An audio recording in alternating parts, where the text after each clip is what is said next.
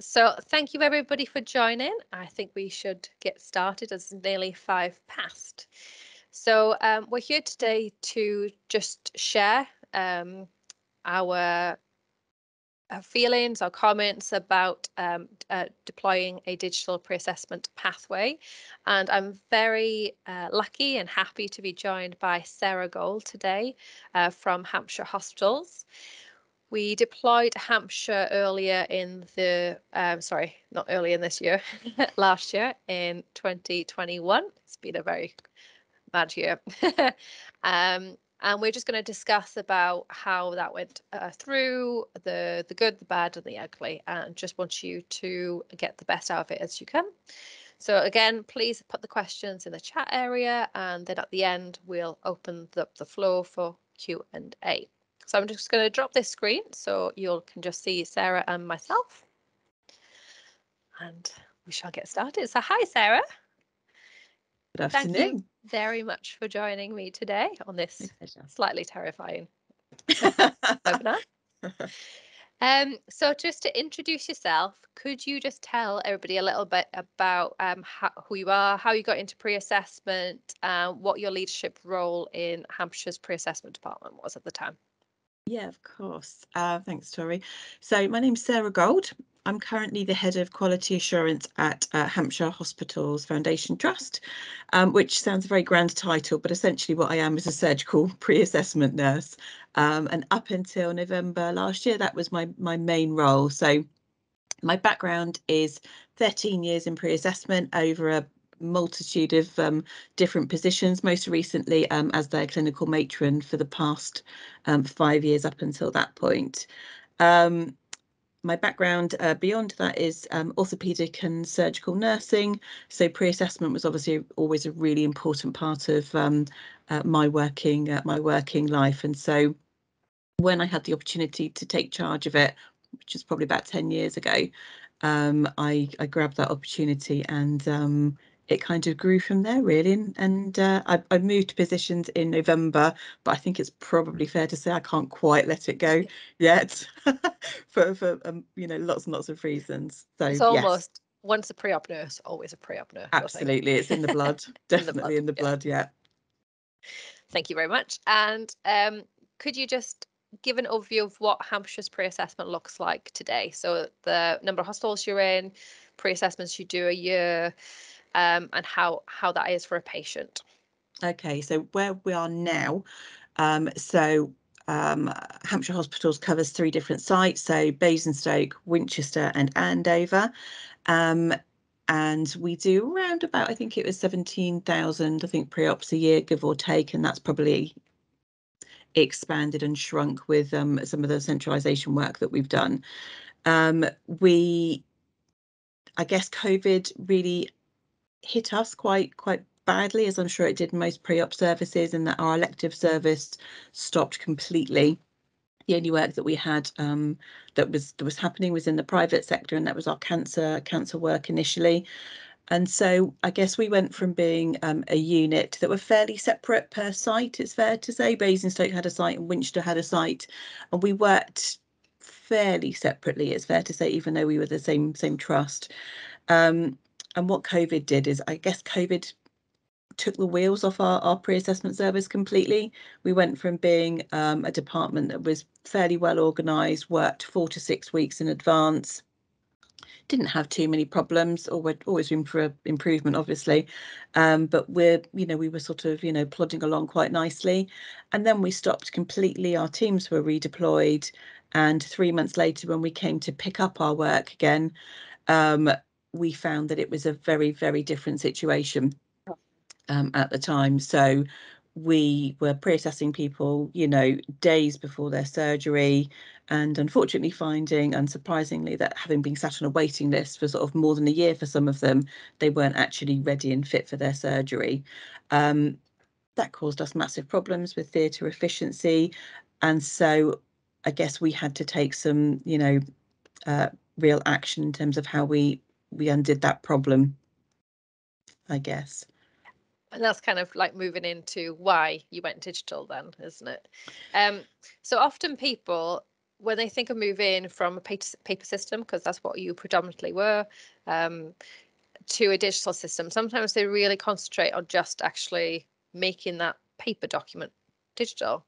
But what made you look at a more holistic way of doing it when it comes to Synopsis?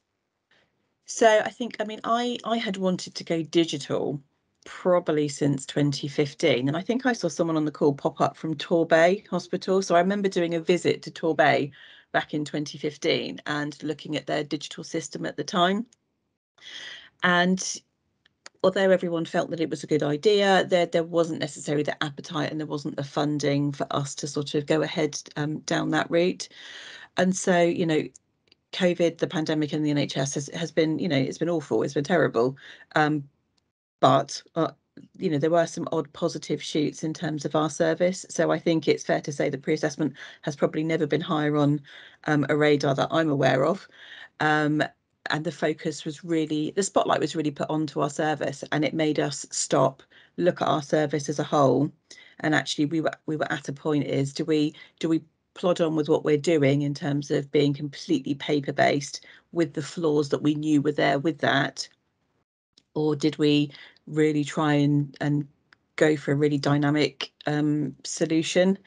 So from my point of view, as difficult as COVID was, I'm sort of sat there in the background thinking, yes, finally, you know, this is the opportunity we've got to really modernise our service and really actually enable us to realise what we knew the service could be, as well as sort of ironing out some of the real creases that were in there. Yeah. So there were difficult conversations. It wasn't easy and it wasn't necessarily straightforward.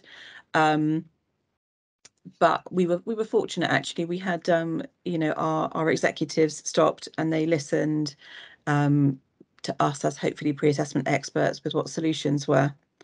And that's where we came to a point where we wanted to look at digital solutions. And what were your goals then for a pre-assessment solution? What was your aim to get? I know you're looking at the service, so what were the goals in there? Okay, so I wanted to get rid of paper completely, because you know, we would, the girls would find that they would do an assessment, it would go missing between this anaesthetist or that theatre, and just so many things that could go wrong within that sort of paper trail, to be honest with you. And you know, a lot of our other services in the hospital were already digitised, and it had made such a big difference to them. Yep. So I wanted to get rid of that. I felt it could make our communication much more streamlined, and it could make our service really, you know, our assessments transparent and, you know, useful actually in other parts of the hospital.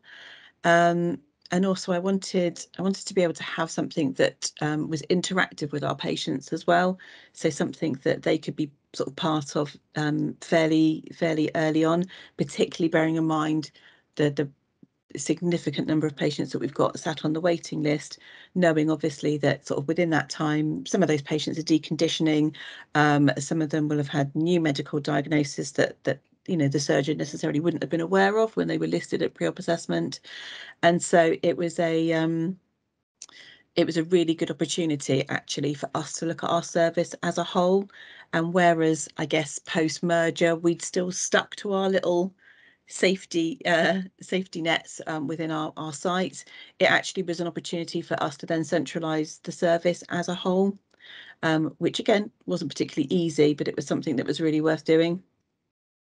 Perfect.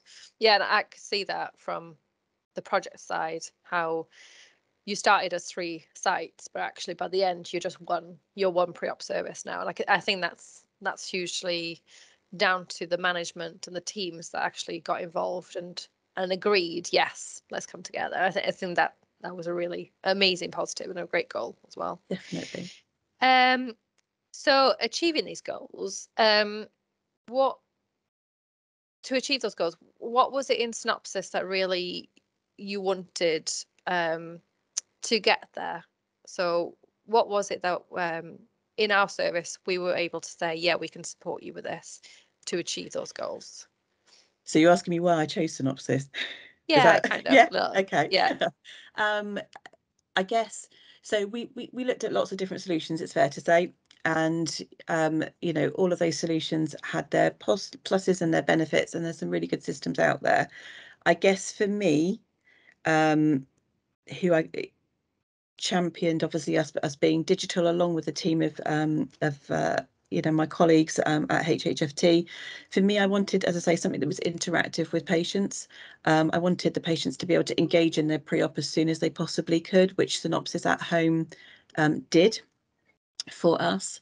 I wanted to be able to have a solution whereby we could actually sort of customize it a little bit, so that we could go in with our possible solutions for you know, what we did and what we didn't want to be in that assessment, sort of to make it custom for us, really. And I guess what I also wanted was I wanted to work with someone that I felt was as passionate about pre-assessment as I am. I'm a diehard pre-assessment nurse, and I know that often our those departments are really below the radar, and they're not necessarily recognised for the really, you know, complicated and hard work they do, and the fact that they could be working on patients for weeks and months to get them worked up and fit for surgery. I didn't just I didn't just want to work with a company that, I guess, wanted you to sign on the dotted line. I wanted to have that interactive relationship whereby we could go backwards and forwards, and we could actually share experiences on both sides. Perfect. Great. And I hope we have given that to you. Definitely. Good. So moving on to the implementation process. So like you said, there was some customization content that was key to you, and we achieved that through a data collection day, which is a bit hardcore. We appreciate it's about us trying to grill you on all the data that you want and then formulate our system. So do you remember what was customized in Synopsis at the time through the day? Yes, it feels like it's going back a really It's a long long time, time yeah. now, actually.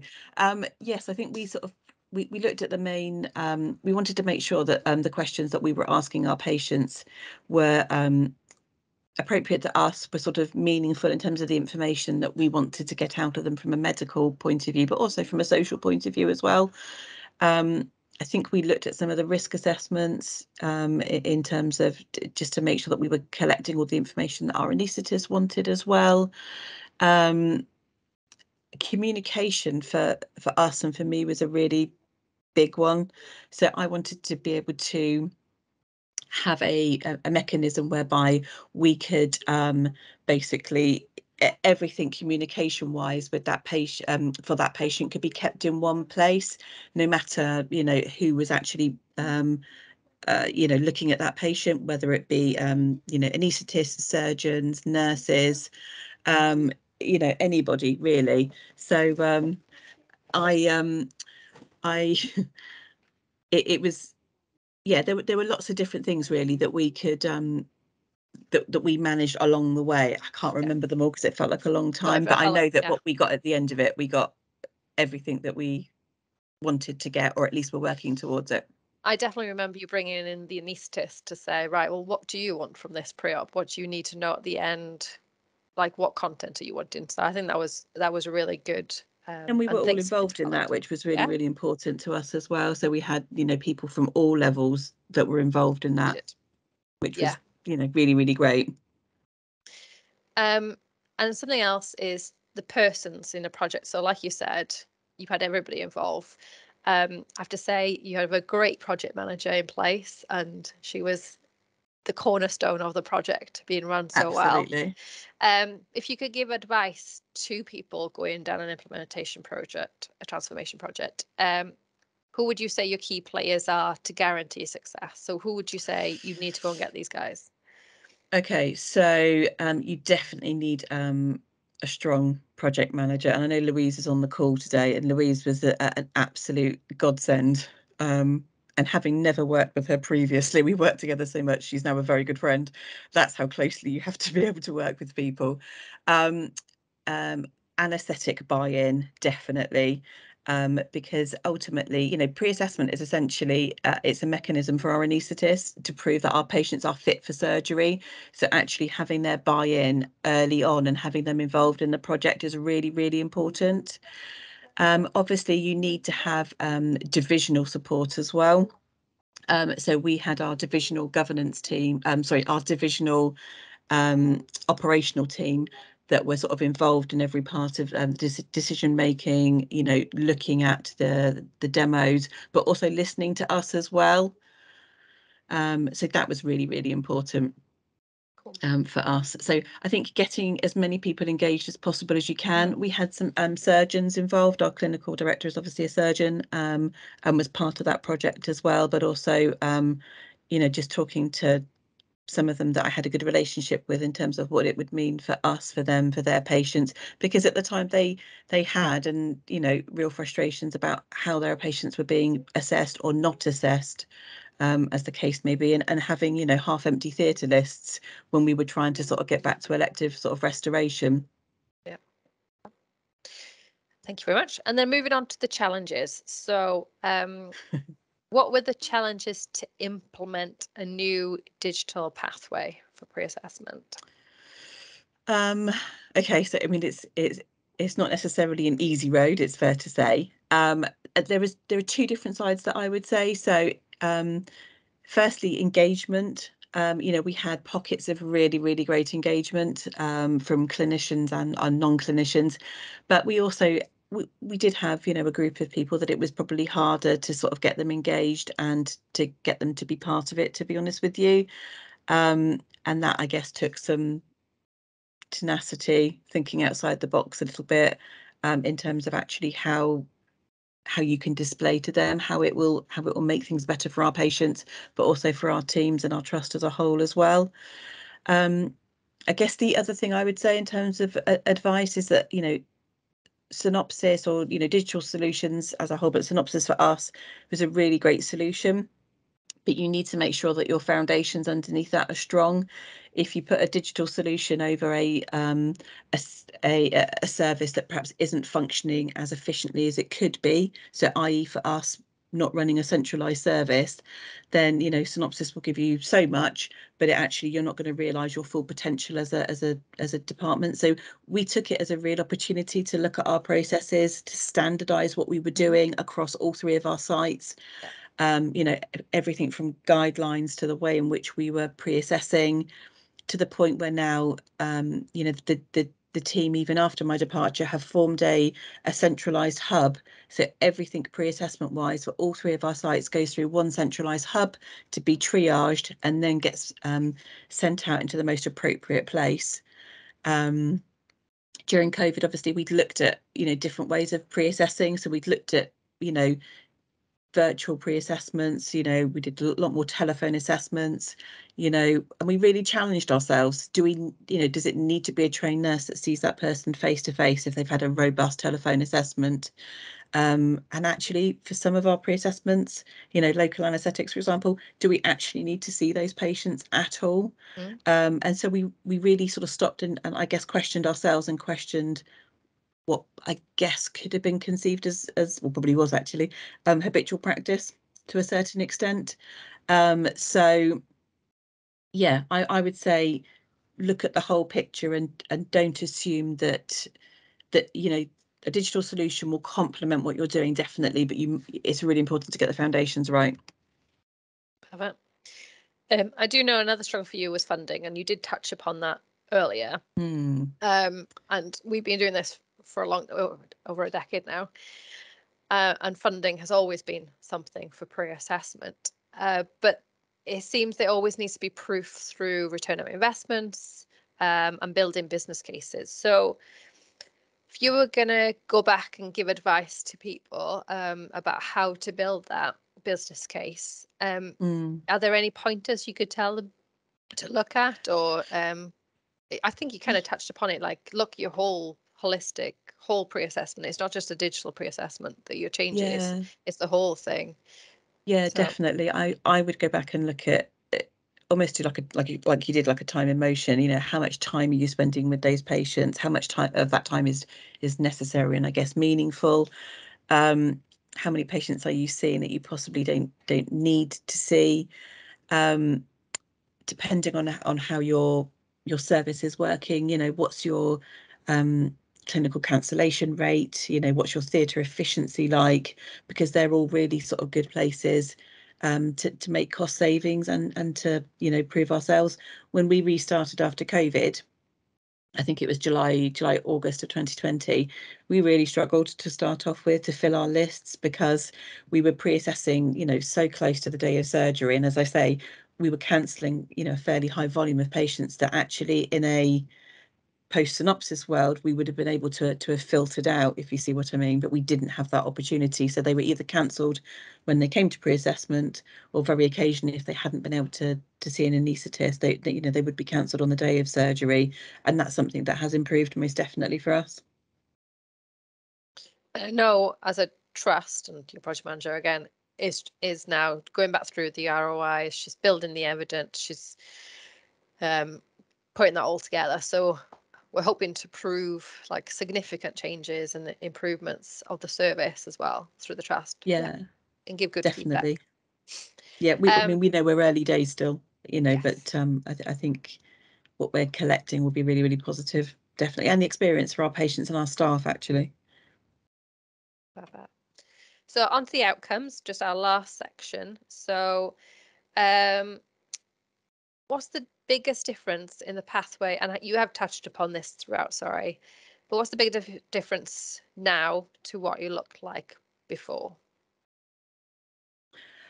I would say that overall, I would say that the team are a more efficient service. So, we're not seeing patients that we don't need to see prior to their surgery. We're making sure that patients are streamed into the correct pathway for them. So, for example, if during our triage we find a patient that's a high anaesthetic risk and that actually probably isn't fit to be on the waiting list, which is what we find sometimes, that they actually get streamed into the or triaged into the correct pathway straight away, so that they see an anaesthetist at the start of their journey, not at the end of their journey when they've already got a date for surgery, which is what was a regular occurrence for us. Overall, I would say that the interactions with communications with our anaesthetists, our coordinators, is much easier.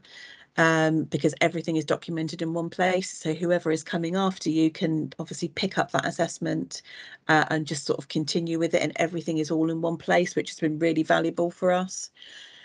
In terms of our booking and our coordinators, they obviously all have access to Synopsis, so they can go in and they can filter, via their consultant or speciality, and then via how that patient is statused, and then that gives them a list of who is fit to go straight away, who might need an anaesthetic assessment, who still needs to be pre-assessed, in a really easy fashion.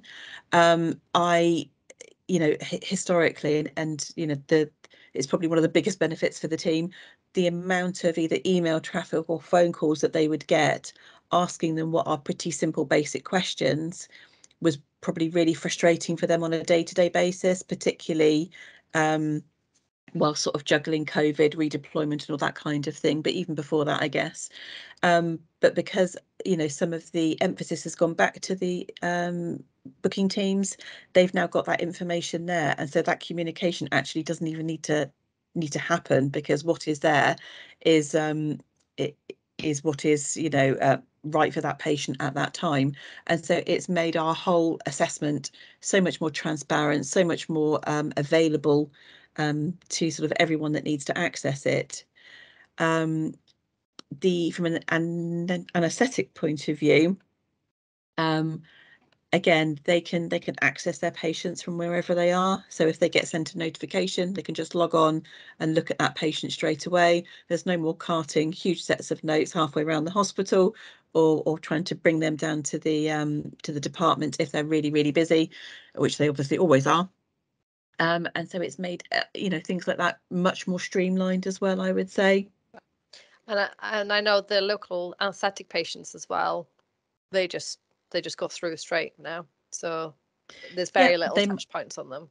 absolutely, they'll just check and make sure they're not on certain medications, and then yeah, they're good to go, and then they get contacted with their admission details. Perfect. So what were, oh, sorry, before I jump onto that. So, like you said, the Synopsis has actually enabled you to sort of affect other areas. So, like the operations, I guess, and then able to look into Synopsis and see where the patients are in the flow. What other things have now been brought forward, initiatives or new opportunities have come forward? So I guess when we rolled out with Synopsis, we knew it was going to be a phased approach. And, so we came online with adding certain things a little bit later on, like our, lab results. And it will at some point also connect with our theatre systems, which was a real massive selling point for our anaesthetists, being able to log on and have a look at their theatre list and look at every single pre-assessment for that patient, which for us again was a really big bonus, because the expectation is actually that if pre-assessment is working in advance, then our anaesthetic colleagues would be able to do the same as well, thus hopefully reducing the short notice clinical cancellations. I think moving sort of beyond that, I think I'm taking over from Louise now, because she's leading on this with me moving to a different role, but she's that we're looking at actually e-consenting, we're looking at other mechanisms in terms of how our patients are listed that are all digitized. It's really opened our eyes to actually how we can make our whole elective pathway much more streamlined and much more efficient, which for us has been, it has been beneficial, but I suspect even going to the next point will be even more beneficial for us. And the fact that actually Synopsis links with those things as well, again, that's a huge benefit. Perfect. Just really quickly, your favorite part and your least favorite part. So what was your favorite part? Oh, okay. Can I have more than one favorite part? So, so first part of the favorite part was getting to meet and work with some truly fantastic people that I wouldn't have had the opportunity necessarily to work with. So Louise, one of our lead anaesthetists, Nikki Bosley at the time, who was really pro going digital, and so and then obviously people like yourselves as well. I mean, you and Mike have had to take more emails and calls than I would probably care to comment on, and you've always done so with such good grace. And actually it felt like that relationship was really, really easy in terms of actually making a project and taking it forward. It was actually really enjoyable. I guess for me, as I say, as a die-hard pre-assessment nurse, it was actually finally getting to the point where we achieved it, whereby we went live. And although there's obviously going to be bumps along the road, both getting there and afterwards as well, it was actually having that recognition for my team that their service is important, that their service matters, and that actually they should have that investment in quality improvement as well. That was pretty big for me, I have to say. In terms of the challenges, would have been nice if we could have done it 5 years ago, to be honest with you, because we would have been in a completely different situation in a post-COVID world. It's probably engagement, I would say, with people. And so I guess my advice to anyone would be is engage with those people early on, but also have people on your, running your project as part of your project that are really passionate about what they're doing, and can actually put a bit of heart into it as well. Because actually, if you're that person that can go and sit and have that conversation with that anaesthetist who's possibly a little bit unsure about, why he needs to log on to something else, then actually sitting and showing them the benefit from your point of view and the benefit from their point of view is invaluable. So I would really invest on having people on the ground that know Synopsis inside and out before you go live, because we kind of felt like we did, and I think that although it wasn't perfect, I think that probably really helped us be strong, I would say. Agreed. Well, thank you very much for your time, Sarah. Thank you. I've got 27 minutes on my clock, but I've just seen that 'cause she's gone 1/2 past. Oh, So we're a bit late. not But too thank much. you Sorry. very much. I think we had some questions come through. Shall we have a little look?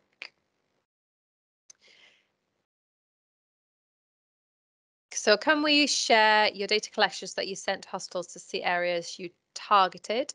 I think they're going to be very specific per hospital, but we do have a standard data collection set that we can obviously share with you, Sue. What are the project managers' backgrounds? Is a question from South Tees. So I do know your project manager was an in-house project manager. She'd worked on other IT and technical project managers. For coming from Synopsis side, we've seen a different array of project managers across all the hospitals that we work with. Some are purely project managers, some are transformation project managers, some are IT project managers. I think there's benefits in all of them. They all bring slightly different skills. The Hampshire project manager, she wasn't IT led, but was able to direct into the IT groups perfectly fine. So I think that's fine. And I think having the combination of both, somebody that does have the proper project management experience, but having someone that's clinical as well, and having a fusion between those two is really important. Oh, here's a good one. Looking back, is there anything you would change or do differently if you were to do it again?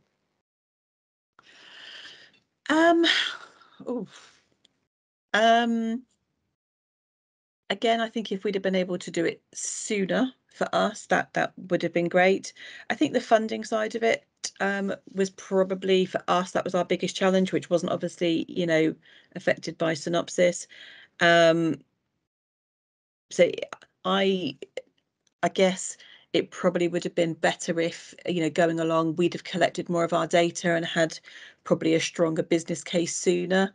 So I would guess, having a look at yourselves, what you're doing, where you think your efficiencies could be made now before you're at the point of actually, gathering together a big business case. That might have helped our cause a little bit sooner, but I suspect it probably wouldn't have changed our timing massively, to be honest, I would say. And I think we did ours fairly quickly. I think, were we in 12 weeks, Tori? 12, 13? I want to say. It was something around that from signing. Yep. It was quite quickly. So I guess, just maximising the time that you've got within that to engage with people. We probably could have reached out to some of our surgeons a little bit more. You were across the summer holiday. I mean, there's never a great time, is there? But you were across the summer holidays. So start which to was not a great. finish. So yes, we probably would have changed the timing. But then it always lands like Christmas or Easter, so it's never a good time.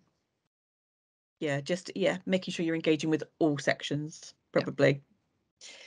Another one is saying, we're considering Synopsis and our nurses are very vocal that our digital system will not reduce headcount. What is the balance between technology and human capital? Are you able to increase patient throughput? I'll put that to Hampshire. So we're obviously we're still sort of very early stages, to be honest with you. I guess it very much depends on what your service looks like now, I would say. So if you have got a super efficient service already, then it may not decrease your headcount, or certainly not drastically. I suspect, and having spoken to quite a few pre-assessment services, some of them are still seeing a large amount of their patients face to face, and some of them have only made minor changes sort of post-COVID. So I understand, and I probably had a little bit of pushback initially from some of our team, really early stages. But what I would say is that there are always efficiencies that can be made, and what I found working in pre-assessment is that we've tended to do things the same way for quite a long time because it wasn't broken. It worked for us, but actually with COVID and having to think outside the box, having to think about some of our staff working from home, and actually having to think about what's best for our patients. Yes, it's really nice to see people face to face, and a digital system does not compensate for clinical speciality at all, or clinical judgment for that matter. But I think what it did for us is it challenged us in terms of, can we deliver that in a slightly different way? You know, can we look at virtual assessments and just contact with a healthcare assistant instead of it having to be a trained nurse the whole time? So it's really difficult, and I'm more than happy to have a chat outside of this if that helps. Specifics, I can put my email in the chat, or perhaps David can. I would probably challenge back that there are always efficiencies that can be made, even though that some of those might not be popular. Just a little comment, say at Torbay, because you give a Yay. shout out to them. They said they've actually implemented Attend Anywhere, so virtual management, Okay. virtual consultations, and that's working really well with them. So they're just saying that for you. Thank you. Nice to see you, Torbe. I've got another question. You say the coordinators can look and see who is ready to be listed. Are they based in pre-assessment, or are they waiting list coordinators? So there are waiting list coordinators historically. So what HHFT pre-assessment has now is they have a centralised hub, which is within the pre-assessment team, and so they're the people that are always that are focused on triaging our patients and getting them on the right pathway. Our coordinators are the speciality bookings teams that are outside of pre-assessment completely. So what it meant for us is that they could actually look at sections, or all of it, but we trained them, I guess they looked at the specific sections that were relevant for them in terms of what to look at. And, you know, when we were at the situation where we were, you know, at times outsourcing to the private sector, it meant that there was a really robust assessment to go out to the private sector, but also the teams could actually look and see, you know, does that patient meet the ASA score? Do they meet the BMI criteria for that that provider? And so again, that sort of reduced some of the dialogue that was coming, you know, through to us at quite a busy and stressful time for the team, I would say. So it empowered them a little bit as well, and they can document conversations with patients, because sometimes patients will go back to them instead of pre-assessment. So they were able to obviously be part of that as well in terms of documenting on Synopsis too, which was really helpful for us. Perfect. So we're at the end of those questions. Shall we allow maybe one question face to face, and then we can close it up? So has anybody got a burning question that they'd like to come forward with? You want to put your hand up? Nope, no takers. Okay, that's fine. That's fine. Thank you very much, Sarah. And I hope everybody has had a little bit of an insight as to Hampshire's digital pre-assessment project. Like Sarah said, hopefully we'll follow up with some of you on different kinds of questions as well. Thank you all. Take care. Thank you.